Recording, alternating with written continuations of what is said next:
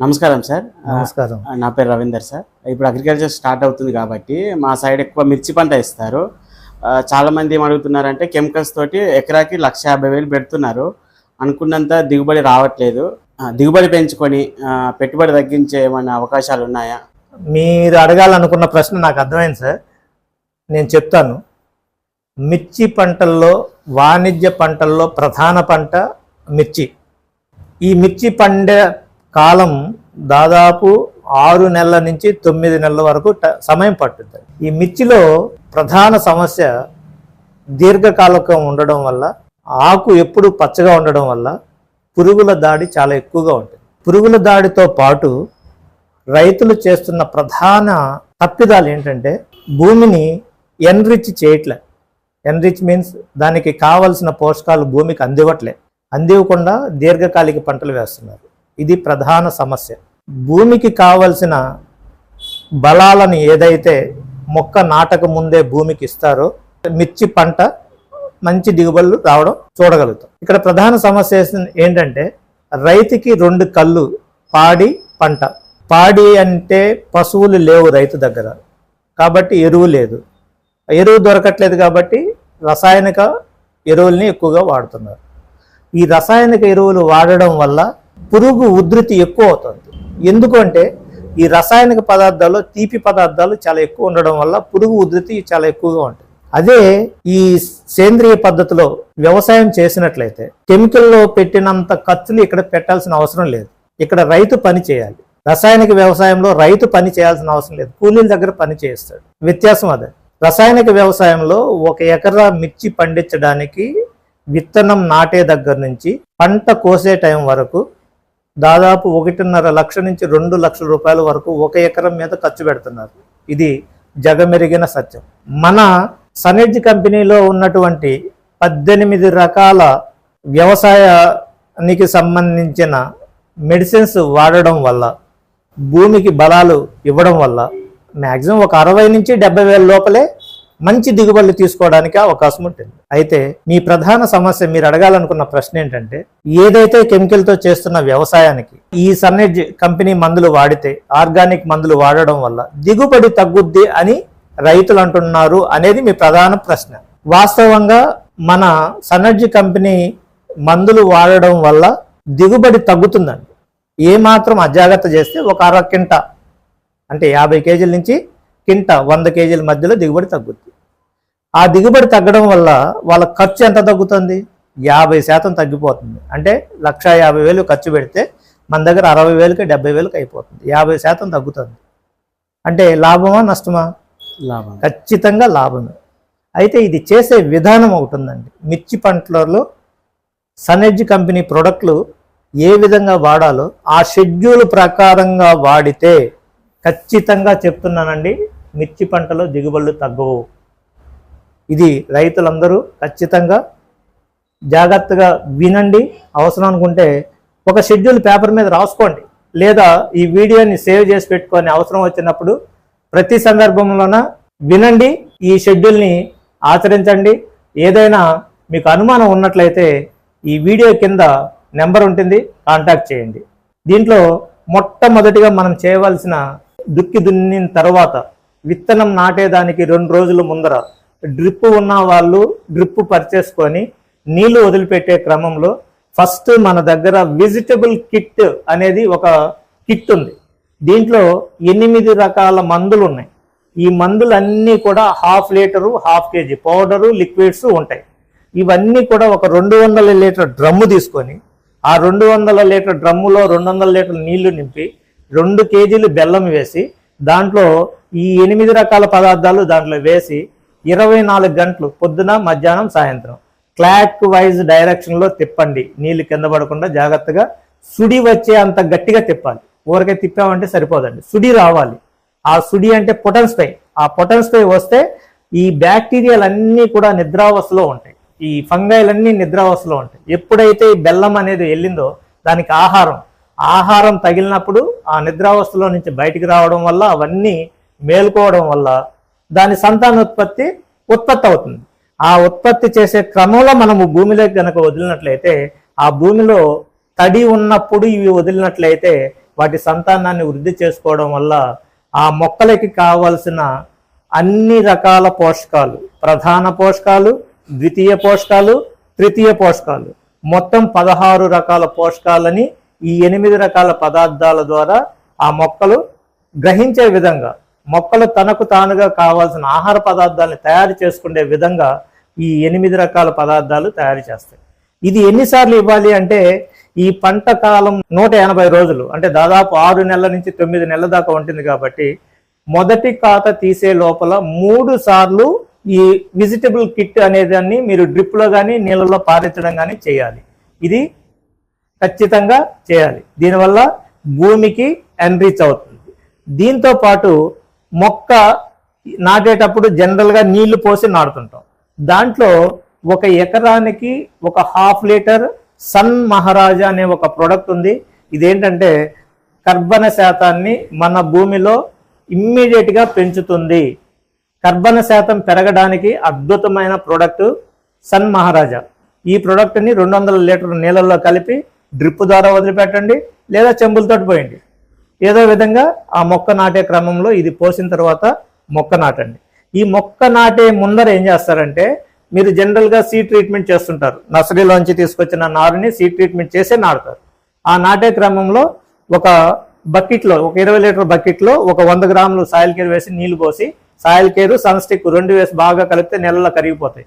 ఈ నారుని తీసుకెళ్లి ఆ బకెట్లో ముంచి 2 నిమిషాల నుంచి తీసి పక్కన పెట్టి అప్పుడు నాటండి. ఇట్లా నాటడం వల్ల ఏమవుతుందంటే, ఈ సాయిల్ కేర్లో వ్యామ్ మైకోరైజా అనే ఒక ఫంగై ఉంటుంది. ఈ ఫంగై ఏం చేస్తుందంటే, ఈ వేర్లు లూజుగా ఉన్న వేర్లకి వెళ్ళి కింద అతుక్కుపోతాయి. ఎప్పుడైతే అతుక్కుపోయి భూమిలోకి వెళ్తాయో ఆ భూమిలో తడి ఉండడం వల్ల వీటి సంఖ్యను పెంచుకుంటాయి. ఈ సంఖ్య పెరగడం వల్ల చెట్టు వ్యాధి నిరోధక శక్తిని చాలా ఎక్కువగా తీసుకోవడం వల్ల చెట్టు మంచి బలంగా ఏపుగా పెరుగుతుంది.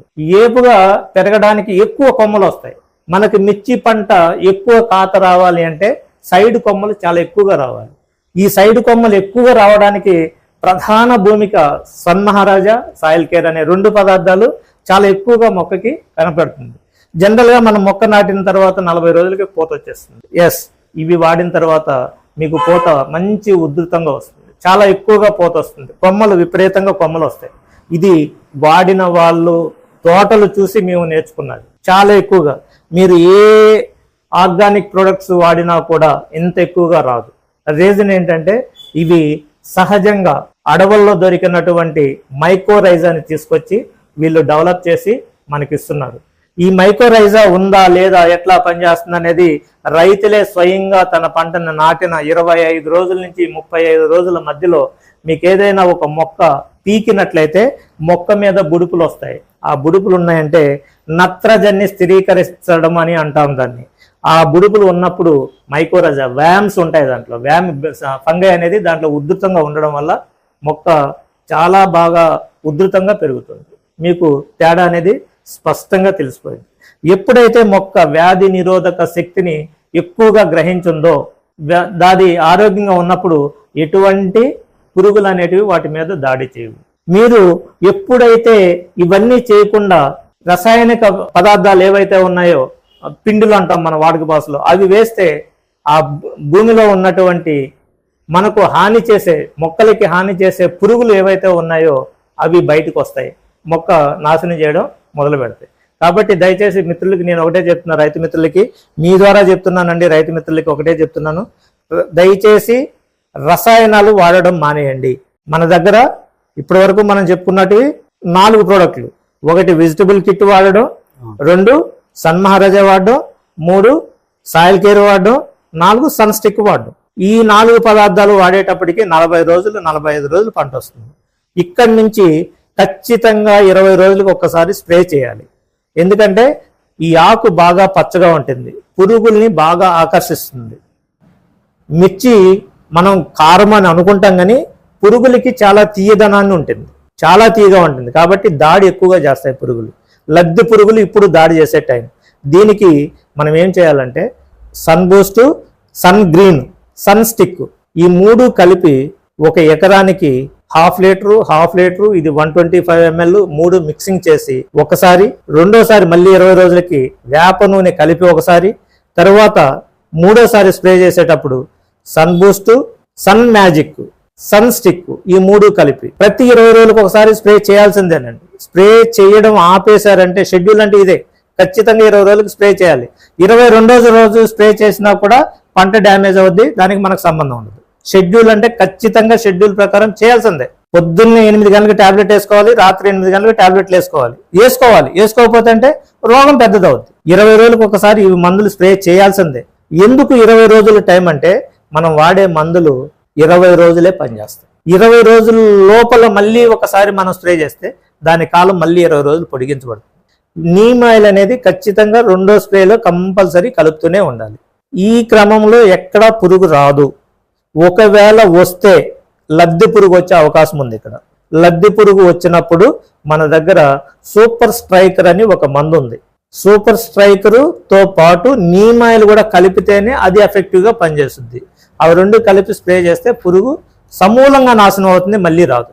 ఈ షెడ్యూల్ ప్రకారం చేస్తే పురుగు రాదు. తర్వాత కాత మొదలైపోద్ది, కాయలు వస్తాయి. కాయల్లో ప్రధాన సమస్య కాయలు వంకరలు తిరగడం, ఆకులు ముడతలు రావడం ప్రధాన సమస్య. మన మందులు మన షెడ్యూల్ ప్రకారం వాడిన వాళ్ళకి 10 మంది చేస్తే 9 మందికి ఈ సమస్యలు రావు.